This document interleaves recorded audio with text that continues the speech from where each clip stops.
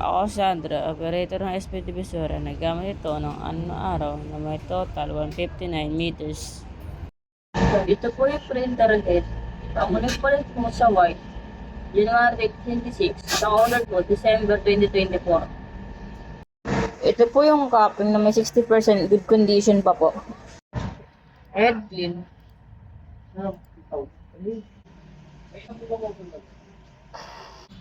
Punasan ng wiper after a head clean. Nozzle check.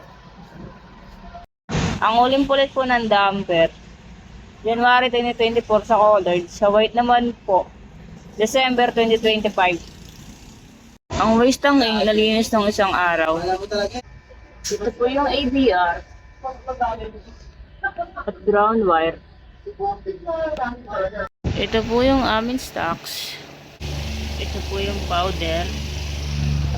Ito po yung ink solution.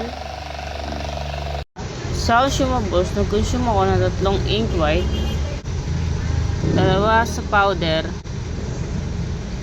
at 1 sa black color. Ito po yung physical inventory. Ito po yung output.